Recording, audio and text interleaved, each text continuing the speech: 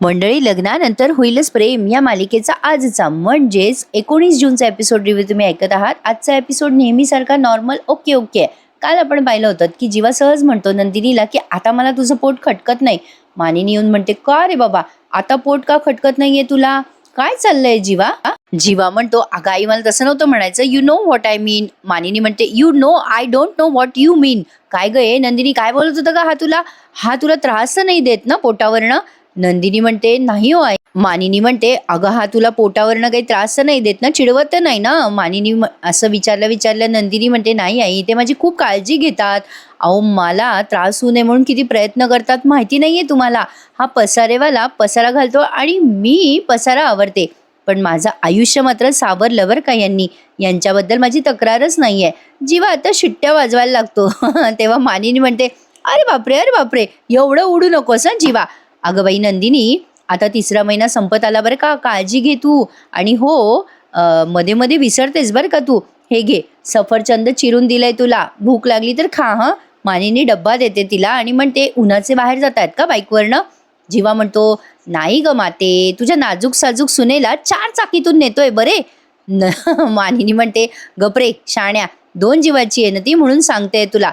अगं बाई नंदिनी, 3 महिने संपत आले ग बघता बघता. आता चोरोटीचा दिवसही उजाडेल. आणि ए जीवा, तू नको खाऊस ते सफरचंद, तिच्यासाठी चिरलेत मी. आणि काय रे जीवा, तू काय करणार आहेस रे नंदिनीसाठी? ते म्हणजे काव्याची आपण चोरोटी भरली तसा पार्थ आपला IAS ऑफिसरला घेऊन आला ना, तू देणार आहेस का नंदिनीला सरप्राईज? जीवा आता गंमत करत म्हणतो ए आई, मी असा विचार करतोय की एखादा सुपरस्टार बोलवावा, म्हणजे त्या सुपरस्टारला बघावा अशी इच्छा असते ना बऱ्याच जणांची, पण तो बिझी असतो ना. मानिनी म्हणते अरे पण असा कोणता सुपरस्टार आहे बाबा एवढा? जीवा म्हणतो अगं असं काय करतेस? अगं आपले एव्हरग्रीन देवानंद विक्रम देशमुख. मानिनी आता त्याला थापड मारते आणि म्हणते गधड्या, चल काही बोलतोय. जीवा म्हणतो तो हिरो नकोय का तुला? मग त्या गर्लफ्रेंडला बोलव का, मीनाक्षीला? मानिनी म्हणते गपरे गधड्या, जास्ती झालंय तुला आता. असं म्हणून मानिनी निघून जाते तिथून. मग ही नंदिनी म्हणते जीवा, अहो इतक्या गोड सासूबाईंना फसवण्याचा हक्क कोणी दिला हो आपल्याला? जीवा म्हणतो अगं नंदिनी, कधीच आपल्यासोबत सगळंच नीट होईल असं नसतं ग. आणि तारे बघायचे असतील तर अंधार पडायची वाट बघावीच लागते. आता काय तुला बघायचं नेमकं ते तू ठरव. चल निघूयात आपण. असं म्हणून तो निघून, आता ते दोघेही कुठेतरी निघालेत. आता ते दवाखान्यात आलेत बरं का प्रेक्षकांनो. आता हे सरोगसी पद्धतीने यांना मूल जन्म घालायचं आहे ना, तर ते एका क्लिनिकमध्ये जाणार आहेत. त्या क्लिनिकमध्येच त्यांना ती सरोगसी करायची आहे. काव्या इकडे आर्याला म्हणत असते आर्या बरं झालं तू वेळेवर आलीस. आर्या म्हणते हा मैं तो क्या गम है. तेवढ्यात पार्थ आलाय बरं का नारळ घेऊन. मग ही आर्या म्हणते बघ तुझा बोका आला, अजून बरं वाटेल तुला आता. मग पार्थ या दोघींना पण शहाळं देत म्हणतो घ्या घ्या दोघींनी पटकन पिऊन घ्या. काव्या म्हणते देशमुख, तुम्हाला सगळंच कळतं माझ्या मनातलं, मला शहाळंच प्यायचं होतं. पार्थ म्हणतो हो मला सगळं कळतं. त्यावर आर्या म्हणते मला कशाला आणलं शहाळं, मी काही प्रेग्नेंट नाहीये. त्यावर पार्थ म्हणतो मी तरी कुठे प्रेग्नंट आहे, अहो शहाळं पिण्यासाठी प्रेग्नेंट असावंच असं नसतं. काव्या म्हणते देशमुख, मला बरं वाटतंय आता, आपण आपल्या कामावर जाऊयात का? पार्थ म्हणतो अजिबात नाही हं काव्या, एक तर तुम्ही 2 जीवाच्या असताना मी उन्हात आणले तुम्हाला. काव्या म्हणते अहो पण. पार्थ म्हणतो शटअप, नारळ पाणी प्या गपचूप आता. तेवढ्यात आर्या म्हणते खरंच खूप छान मिळाले तर तुम्हाला नवरे, तुला आणि नंदिनीला खूप चांगले नवरे मिळालेत. आर्याने असं म्हणल्या काव्या म्हणते अगं हे नवरे न जरा आहेत चिडके पण चांगले आहेत बरं का. पार्थ म्हणतो आर्या तुम्ही पण चला ना आमच्या सोबत. आर्या म्हणते नको नको, मला ॲक्च्युली नंदिनीलाच भेटायला जायचंय. मग काव्या म्हणते अगं काय ग आर्या, नंदिनी ताई मला काही बोललीच नाही. मग आर्या म्हणते अगं ते जरा तिचं चेकअप करायचं होतं म्हणून सहज तिला बोलवते. अगं एवढं काही नाही आहे, पण थँक्यू हं, शहाळ्यासाठी थँक्यू सो मच. काव्या म्हणते ए आर्या थांब ना, अगं तुला बेस्ट ऑफ लक सांगायचं होतं, पण तू ताईला काही सांगू नकोस हां, उगाच तिला टेन्शन येईल ग ताईला. आणि मुळात मला ना तिला सरप्राईज द्यायचं आहे, हा प्रोजेक्ट कम्प्लीट झाल्यावर ताई खुश होईल ना माझ्यावर. सो तू प्लीज माझ्या ताईला नको हं काही कळू देऊस. आर्या आता ठीक आहे असं म्हणून निघून गेली आहे. पार्थ बसतो आता काव्याच्या बाजूला आणि म्हणतो काव्या प्या ते शहाळं. आता आर्याने कोणाला फोन केला माहीत नाही, ती तिथेच बाजूला एका गाडीजवळ जाते आणि म्हणते हॅलो हां आपल्या भेटायची जागा जरा बदलूयात, कारण तिथे पार्थ आणि काव्य आहेत ना, म्हणून तिने या नंदिनी आणि जीवाला भेटायची जागा बदलली आहे. मगाशी मी म्हटले त्याप्रमाणे यांचं ते क्लिनिकला जायचं ठरलंय ना आज, तर ते क्लिनिक दुसरीकडे तिने बहुतेक चॉईस केलं असावं पार्थ आणि काव्यामुळे मे बी. आता नंदिनी जीवा भेटलेत बरं का बाहेर, आर्या पण भेटली आहे त्यांच्यासोबत. आर्या म्हणते, तुम्हाला प्रश्न पडला ना इथे मी तुम्हाला का आणलंय? ॲक्च्युली सगळा विचार करून मी या क्लिनिकला जाण्याचा निर्णय घेतलाय. काव्या आणि नंदिनी जिथे चेकअपला जातात तिथेच मी स्पेशलिस्ट म्हणून काम करते ना, सगळा स्टाफ मला ओळखतो. त्यामुळे प्रेग्नन्सीची न्यूज कुठेही पसरू शकते, त्यामुळे सगळ्या ट्रीटमेंट आपण या क्लिनिकमध्ये करायच्या आहेत. ही तशी माझी मैत्रीणच आहे. जीवा म्हणतो, चालेल ना? नंदिनी म्हणते, हो मलाही चालेल. आर्या म्हणते, मला ना आता डॉक्टरांशी बोलावं लागेल, चला आपण जाऊयात. जीवा म्हणतो थांबा जरा, मला तुम्हा दोघींना ना थँक्यू म्हणायचंय. एक जण आहे जी 9 महिने ही जबाबदारी पेलायला तयार आहे आणि माझी बायको, तिने खूप मोठ्या मनाने हा निर्णय घेतलाय. खरंच कमाल आहे तुमच्या दोघींची, hats off to you. Arya म्हणते, अरे hats off to you also Janmajay, तू सुद्धा खूप मोठा निर्णय घेतलायस. आपलं बाळ ना खरंच खूप छान होणार आहे. आर्या असं जीवाला म्हणता क्षणी तिला त्या आतमधल्या डॉक्टरचा कॉल येतो. तेव्हा आर्या म्हणते, हो डॉक्टर आम्ही आलोय, बाहेरच आहोत, आलोच.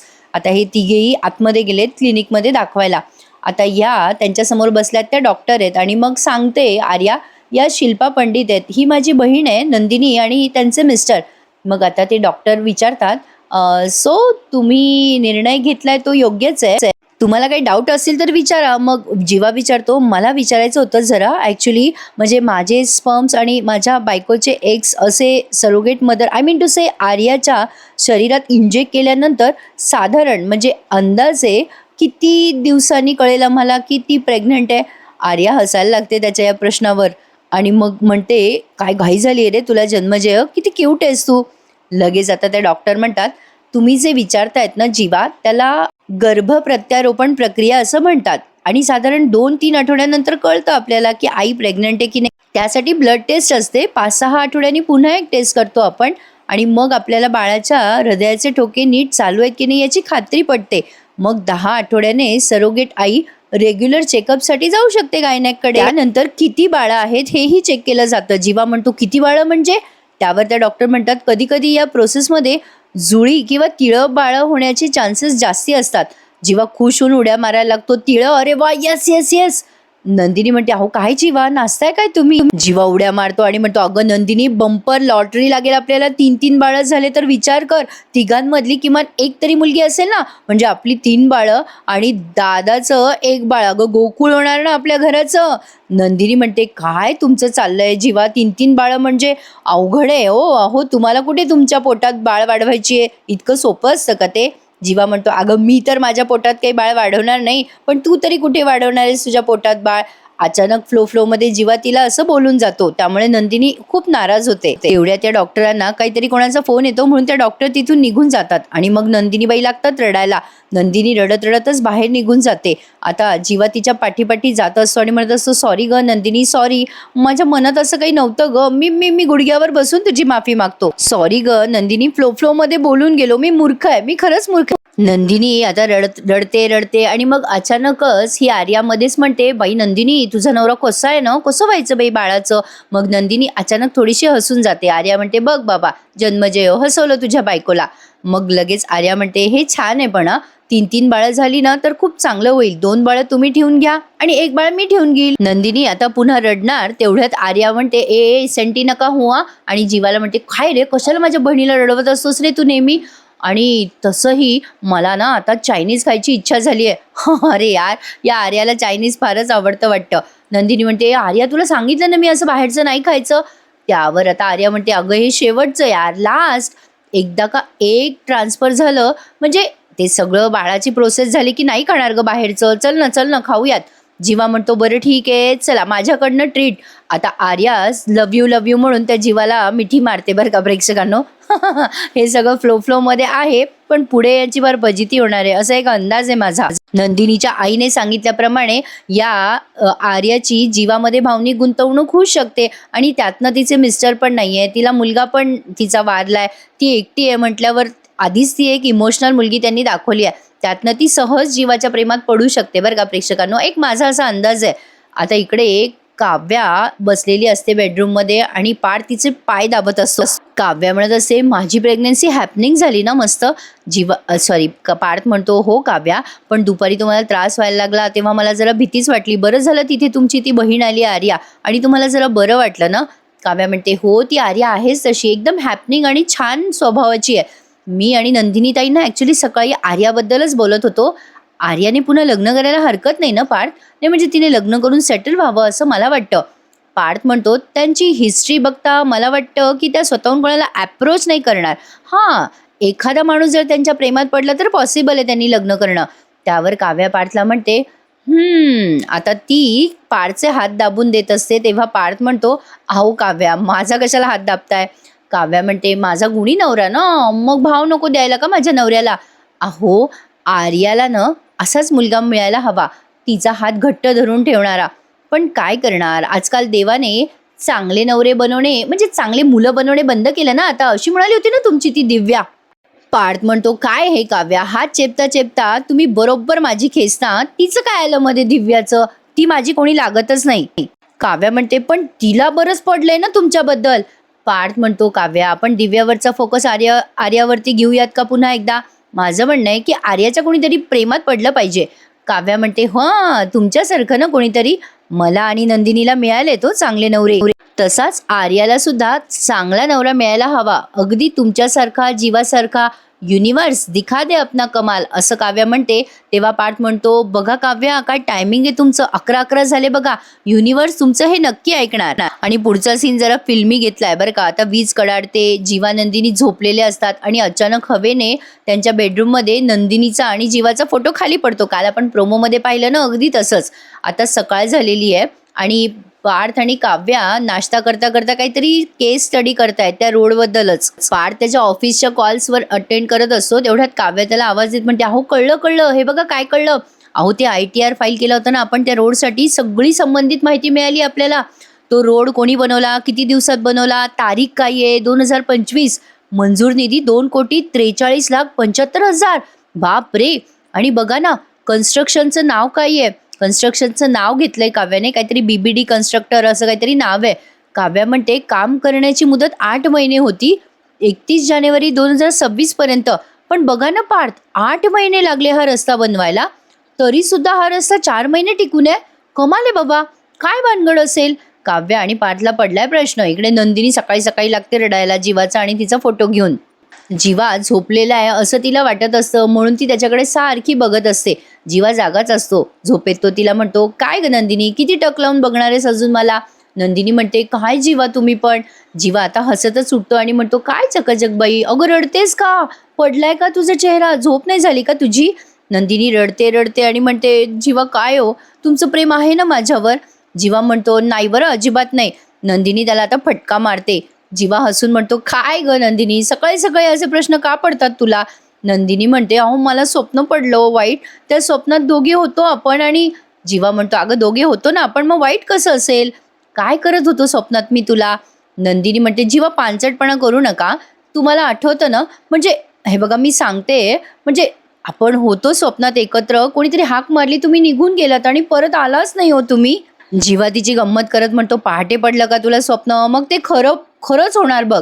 नंदिनी म्हणते, जा जीवा, मी नाही बोलत तुमच्याशी, घ्या माझी फिरकी. अहो स्वप्न पडलं ना, वाईट आहे ना ते, मला सोडून गेलात तुम्ही स्वप्नात आणि मी उठले सकाळी तेव्हा फोटो खाली पडलेला होता. जीवा म्हणतो, अगं ए नंदिनी, शांत होतेस का? फोटो हवेने पडला असेल, तू किती विचार करतेस वेड्यासारखा. एक गोष्ट लक्षात घे, जोवर पसारा करायला मी आणि आवरायला तू आहेस तोवर आपण सोबत आहोत ग. जोपर्यंत मी स्वीट आणि तू क्यूट आहेस तोवर आपण स्वीट सोबत आहोत. जोवर जगात प्रेम आहे आणि प्रेमासाठी जो वेडेपणा आहे ना, तोवर आपण दोघं आहोत. नंदिनी आता जीवाला मिठी मारत म्हणते, जीवा मला सोडून नाही जायचं, आपण कायम एकत्र राहणार आहोत, आपल्या दोघं तिसरं कोणीच नको आहे मला. जेव्हा नंदिनी त्याला मिठी मारते तेव्हा अचानक नंदिनीला आर्याचा कॉल येतो आणि इथे थोडासा सस्पेन्स त्यांनी वाढवलाय. नंदिनी आर्याचा कॉल रिसीव्ह करते आणि म्हणते, काय हे काय झालं? आता काय झालं ते बघायसाठी आपल्याला उद्याचा एपिसोड पाहावा लागणार. एक नॉर्मलचा एपिसोड आहे. आणि मंडळी, डोंट वरी, मालिका संपेपर्यंत मी तुम्हाला या मालिकेचा रिव्ह्यू देत राहणार, काळजी करू नका. आजचा भाग तुम्हाला कसा वाटला सांगा बरं का नक्की. जीवा आणि आर्या हे दोघं एकमेकांमध्ये भावनिक पद्धतीने गुंतणार हे मात्र नक्की आहे. आता यांचा भावनांचा कलह आणि संघर्ष बघण्यासाठी बघत राहा लग्नानंतर होईलच प्रेम. आता पुढच्या भागात म्हणजे पुढचा प्रोमो बघा. काव्या आणि पार्थ वेषांतर करून त्या कन्स्ट्रक्टर कंपनीच्या तिथे आले आहेत, ज्यांनी रोड बनवला ना तिथे. ते लोक थोडे हार्शली वागत असतात या दोघांशी. तेव्हा काव्या तिची खरी ओळख सांगते की मी भावी IAS आहे आणि एक जागरूक नागरिक, त्यामुळे तुम्हाला माझ्या प्रश्नांची उत्तरं द्यावीच लागतील. इकडे आर्या जीवाला सहज म्हणून जाते, काय रे जन्मजेय, तू नंदिनीच्या वतीने सॉरी म्हणतोयस, उद्या तिच्या वतीने आय लव्ह यू पण म्हणशील. आर्याचे हे वाक्य ऐकून नंदिनी जीवा अचानक एकमेकांकडे बघायला लागतात. नंदिनी तर घाबरते. आर्या हे कॅरेक्टर मला जरा कॉम्प्लिकेटेड वाटतंय बरं का मंडळी. तुम्हाला कसं वाटलं हे कॅरेक्टर कमेंटमध्ये नक्की कळवा. चला तर मग उद्या भेटूयात पुन्हा एकदा लग्नानंतर होईलच प्रेम या मालिकेच्या नवीन एपिसोड रिव्ह्यू मध्ये. तोपर्यंत मंडळी काळजी घ्या स्वतःची. Take care. धन्यवाद.